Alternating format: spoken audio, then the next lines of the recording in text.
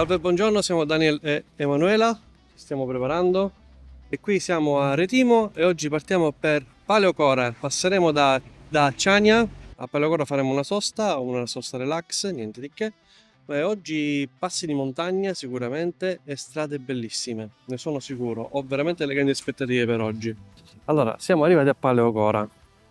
Come si arriva a Paleocora? Ci sono più strade.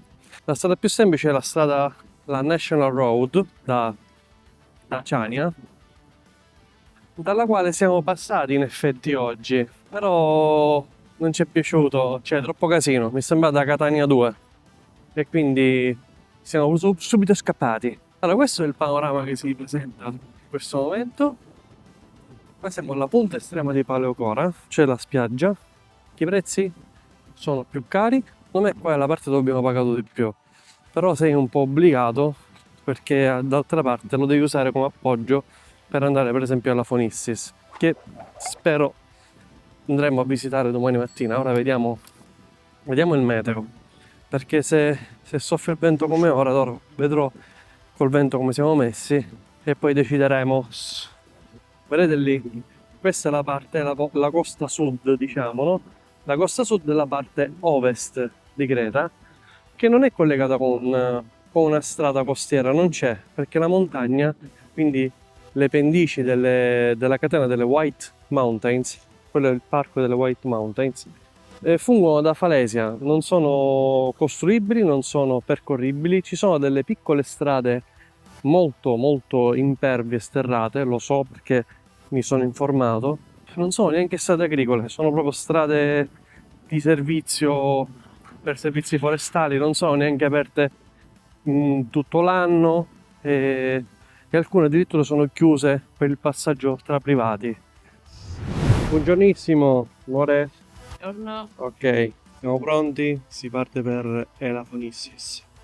Sono le circa 8:40, siamo leggermente in ritardo rispetto alla tabella di marcia che mi ero prefissato e siamo qui davanti all'hotel, però dai, abbiamo fatto abbastanza presto, considerato i tempi di Emanuela, di sveglia, robe varie, io qui, io là, medicine, antidolorifici, quelle cose da donne, diciamo, ecco. Bene, siamo pronti, la traccia è già caricata e adesso si parte. Salve, siamo da Emanuela, siamo arrivati dopo un'oretta più o meno all'entrata della spiaggia di Afonissis. Ora si fa un po' a piedi, quindi c'è vento, c'è vento, tanto speriamo che si calmi un po' più giù, c'è da fare un piccolo trekking, c'è già un casino. Oh, e sono le 10 meno 10. D'altra parte, quando si va in posti a forte richiamo turistico, questo è lo scotto. E di certo non mi sarei svegliato alle 6 per arrivare qua alle 8. Dovete sapere una cosa, sono le 10 meno 10, Monella non ha bevuto neanche il caffè, quindi ancora siamo in fase il mondo è cattivo, è triste. Durante il tragitto non ha detto una parola all'interfono, una. Addirittura a un certo punto dicevo, ma che si è rotto sto coso? Allora, già da qui si comincia a intravedere qualcosa. Non so se riuscite a vedere. Se riesco tiro su anche il drone, perché l'ho portato, anzi lo sta portando Emanuela sulle sue spalline, perché c'è molto vento, il mio drone non è professionale, quindi ho paura di ritrovarlo in Libia. Ciao Emanuela, hai rinunciato? C'è casino? Per il tuo standard di asocialità. Per lo standard di asocialità di Emanuela c'è casino. Ora vediamo, adesso tasto io l'acqua. Decido io se. Allora, l'acqua non è particolarmente calda neanche particolarmente fredda. Sono le 11:30 e credo che non ci sia più un lettino. La spiaggia è divisa in più parti, dove ci sono diversi lettini, c'è un omino che ti fa pagare la cifra necessaria per poter avere il diritto di stare sui lettini, che credo sia uguale da tutte le parti, 20 euro. Se non sbaglio è distribuito anche al comune, qui dove sta la spiaggia. C'è un piccolo bar, si può prendere un caffè, qualcosa. E oggi è il 17 giugno. L'acqua è fredda perché il mare è aperto, quindi chiaramente se vuoi l'acqua calda devi venire tra qualche settimana ancora.